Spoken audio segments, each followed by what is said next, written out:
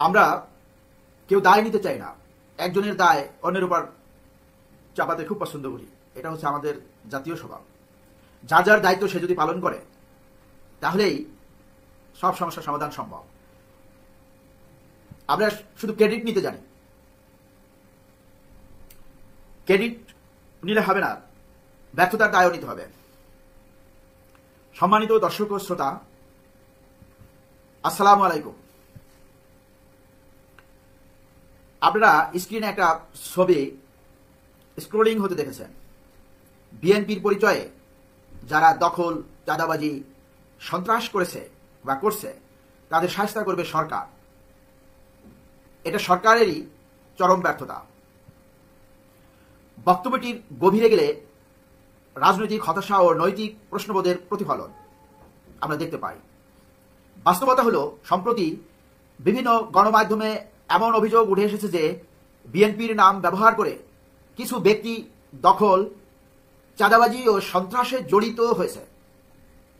যেমন বিবিসি বাংলার এক প্রতিবেদনে বলা হয়েছে, সরকার পরিবর্তনের পরও চাঁদাবাজি ও দখলের মতো কর্মকাণ্ড থেমে নেই, এমনকি বিএনপির নাম ব্যবহার করে এসব চলছে বলে অভিযোগ উঠেছে। অন্যদিকে বিএনপির নেতারা যেমন মির্জা ফখরুল ইসলাম আলমগীর ও সেলিমা রহমান স্পষ্টভাবে বলেছেন, এসব কর্মকাণ্ড বিএনপির আদর্শ বিরোধী এবং যারা এসব করছে তারা প্রকৃত বিএনপি কর্মী নয়, বরং অনুপ্রবেশকারী বা সুবিধাভোগী চক্রের অংশ এবং তাদের বিরুদ্ধে ব্যবস্থা নেওয়ার আহ্বান জানানো হয়েছে। আপনি কি বলেন এ ব্যাপারে? আপনার মতামত কমেন্টস করে জানাবেন। সরকার যদি সত্যি এসব অপরাধীদের শাস্তি করতে চায় তাহলে প্রশ্ন ওঠে, এতদিন কেন তারা অব্যাহতভাবে এমন করতে পারল? আর আমাদের দেশের রাজনীতিতে এই হাইব্রিড কালচার নতুন কিছু নয়।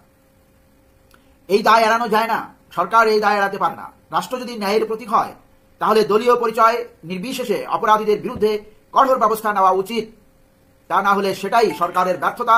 যেমন তুমি এই সরকারের এটা দায়, সরকার এটা কোনো অবস্থাতেই কোনো দলের উপরে চাপাতে পারে না। সরকার এটা পারে না, জনগণ অনেকভাবে বিচার করতে পারে। আমরা একটু পর্যবেক্ষণ করে দেখি সমাজের নৈতিক চেতনার প্রতি এক ধরনের আহ্বান। এটা কিভাবে রাজনৈতিক দলগুলোর অভ্যন্তরীণ শুদ্ধি অভিযান কার্যকর হতে পারে। রাজনৈতিক দলগুলোর অভ্যন্তরীণ শুদ্ধি অভিযান শুধু দলকে নয়, সমগ্র গণতান্ত্রিক ব্যবস্থাকে শক্তিশালী করতে পারে। তবে এটি কার্যকর করতে হলে কিছু মৌলিক কাঠামোগত ও নৈতিক পরিবর্তন জরুরি।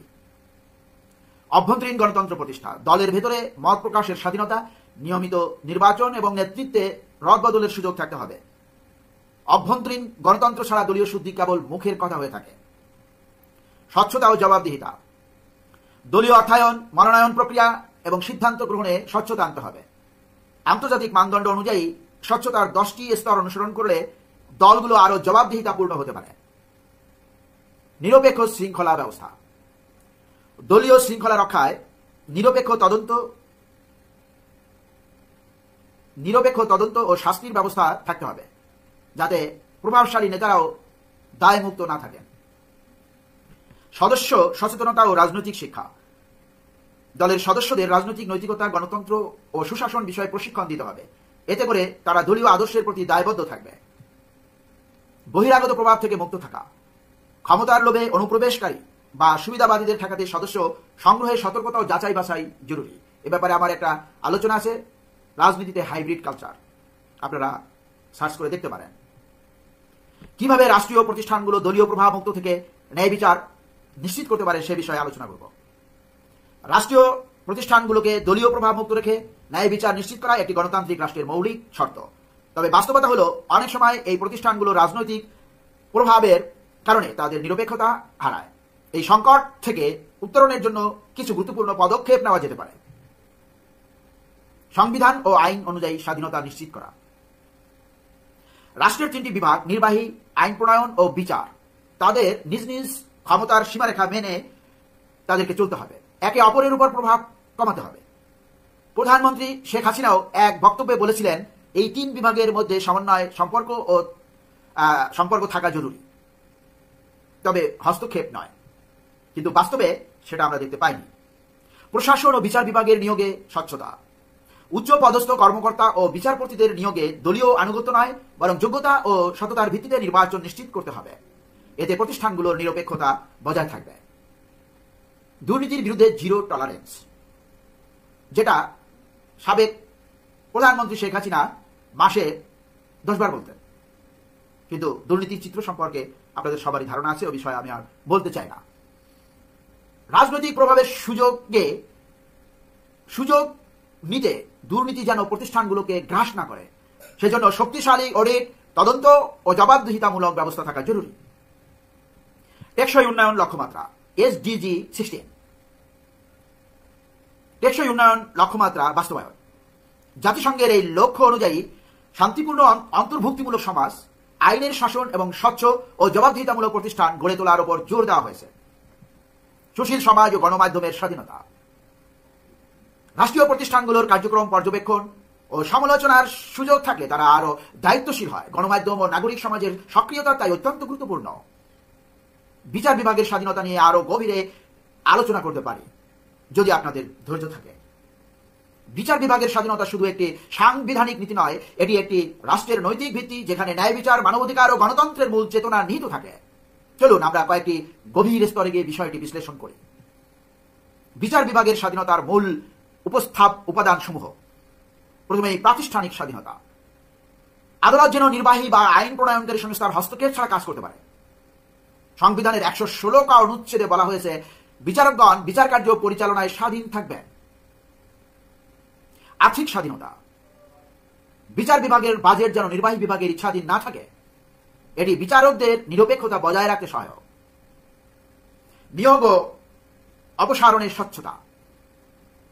বিচারপতিদের নিয়োগ ও অপসারণ যেন রাজনৈতিক বিবেচনায় না হয়, বরং একটি নিরপেক্ষ কমিশনের মাধ্যমে হয়। বিচারকদের নিরাপত্তা ও মর্যাদা।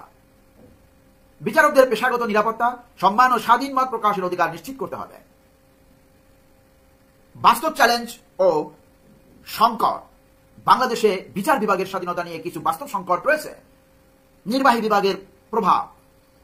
অনেক সময় প্রশাসনের কর্মকর্তারা বিচারিক ক্ষমতা প্রয়োগ করেন, যা সংবিধানের 22 অনুচ্ছেদের পরিপন্থী।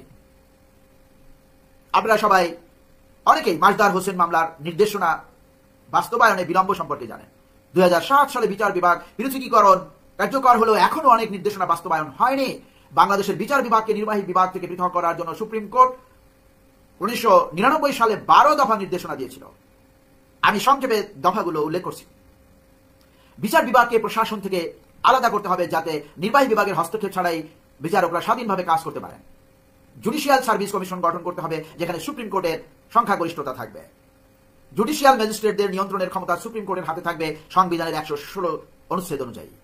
বিচার বিভাগের বাজেট সুপ্রিম কোর্ট প্রণয়ন করবে, নির্বাহী বিভাগের হস্তক্ষেপ ছাড়াই। জুডিশিয়াল সার্ভিসের সদস্যদের জন্য পৃথক বেতন কাঠামো ও শৃঙ্খলা বিধিমালা প্রণয়ন করতে হবে। এই নির্দেশগুলোর উদ্দেশ্য ছিল বিচার বিভাগের স্বাধীনতা, স্বচ্ছতা এবং দক্ষতা নিশ্চিত করা। তবে বাস্তবায়নের ক্ষেত্রে এখনো অনেক নির্দেশনা পুরোপুরি কার্যকর হয়নি বলে বিভিন্ন বিশ্লেষণে উঠে এসেছে। মোবাইল কোর্ট বিতর্ক রয়েছে। নির্বাহী ম্যাজিস্ট্রেটদের বিচারিক ক্ষমতা প্রয়োগ নিয়ে প্রশ্ন উঠেছে, যা বিচার বিভাগের নিরপেক্ষতা ক্ষুণ্ণ করতে পারে। সংবিধান অনুযায়ী পৃথকীকরণ বাস্তবায়ন। মাসদার হোসেন মামলার নির্দেশগুলো পূর্ণাঙ্গভাবে কার্যকর করতে হবে। বিচারকদের জন্য আলাদা জবাবদিহিমূলক কাঠামো, যেমন জুডিশিয়াল সার্ভিস কমিশন, যা নিয়োগ ও শৃঙ্খলা নির্ধারণে স্বাধীনভাবে কাজ করবে। গণমাধ্যম ও নাগরিক সমাজের নজরদারি। বিচার বিভাগের কার্যক্রমে স্বচ্ছতা আনতে গণমাধ্যম ও সুশীল সমাজের ভূমিকা গুরুত্বপূর্ণ। আইন শিক্ষার মান উন্নয়ন। ভবিষ্যৎ বিচারকদের নৈতিকতা, যুক্তিবোধ ও মানবিক মূল্যবোধে গড়ে তুলতে হবে। জনসাধারণের সচেতনতা বিচার বিভাগের স্বাধীনতা কিভাবে প্রভাবিত করে? বিচার বিভাগের স্বাধীনতা কেবল সংবিধান বা রাষ্ট্রীয় কাঠামোর বিষয় নয়, এটি জনসচেতনতার উপর গভীরভাবে নির্ভরশীল। কোন সংস্কারী কাজে আসবে না যতদিন জনগণ সচেতন না হবে। সচেতন নাগরিক সমাজ বিচার বিভাগের স্বাধীনতা রক্ষায় এক ধরনের নৈতিক পাহারাদার হিসেবে কাজ করে। কয়েকটি দিক আমি তুলে ধরছি। আস্থা ও বৈধতা নিশ্চিত করে। যখন জনগণ বিচার বিভাগের নিরপেক্ষতা ও কার্যকারিতা সম্পর্কে সচেতন থাকে, তখন তারা আদালতের রায়কে সম্মান করে। এই সম্মান বিচার বিভাগের নৈতিক ভিত্তিকে শক্তিশালী করে, যা রাজনৈতিক চাপের বিরুদ্ধে প্রতিরোধ গড়ে তোলে, রাজনৈতিক হস্তক্ষেপের বিরুদ্ধে প্রতিরোধ গড়ে তোলে। সচেতন জনগণ বিচার বিভাগের উপর রাজনৈতিক হস্তক্ষেপ হলে তা চিহ্নিত করতে পারে এবং প্রতিবাদ জানাতে পারে। যেমন আলোকিত বাংলাদেশের এক সম্পাদকীয়তে বলা হয়েছে, জনগণ ও রাজনীতিবিদদের বিচার বিভাগের গুরুত্ব সম্পর্কে শিক্ষিত করা হলে গণতন্ত্র আরো মজবুত হয়। গণমাধ্যম ও নাগরিক সমাজকে সক্রিয় রাখে। সচেতন নাগরিকরা গণমাধ্যম ও সুশীল সমাজকে বিচার বিভাগের কার্যক্রম পর্যবেক্ষণে উৎসাহিত করে। এতে স্বচ্ছতা বাড়ে এবং বিচার বিভাগের জবাবদিহিতা নিশ্চিত হয়। আইনগত সংস্কারের দাবিতে ভূমিকা রাখে। যখন জনগণ বিচার বিভাগের কাঠামো দুর্বলতা ও সম্ভাবনা সম্পর্কে সচেতন হয়, তখন তারা আইন সংস্কার, বিচার নিয়োগে স্বচ্ছতা এবং বিচার বিলম্ব রোধে চাপ সৃষ্টি করতে পারে। বিচার প্রার্থী নাগরিকদের অধিকার রক্ষায় সহায়ক। সচেতনতা বাড়লে মানুষ জানে কখন, কোথায়, কিভাবে বিচার চাইতে হয়। এতে বিচার বিভাগ আরও কার্যকর হয় এবং দুর্বল জনগোষ্ঠীও ন্যায় বিচার পেতে পারে। সচেতনতার অভাবের ফলে বিচার বিভাগে কি ধরনের চ্যালেঞ্জ সৃষ্টি হয়, চলুন আলোচনা করি। বিচার বিভাগের কার্যকারিতা শুধু আইন বা কাঠামোর উপর নির্ভর করে না, জনসচেতনতার অভাবও একে গভীরভাবে প্রভাবিত করে। কিছু প্রধান চ্যালেঞ্জ নিয়ে এখন আলোচনা করব, যেগুলো সচেতনতার অভাবে আরো তীব্র হয়ে ওঠে। যেমন 1 নম্বরে মামলা জট ও দীর্ঘসূত্রতা। সাধারণ মানুষ যখন জানে না কিভাবে, কখন বা কোথায় বিচার চাইতে হয়, তখন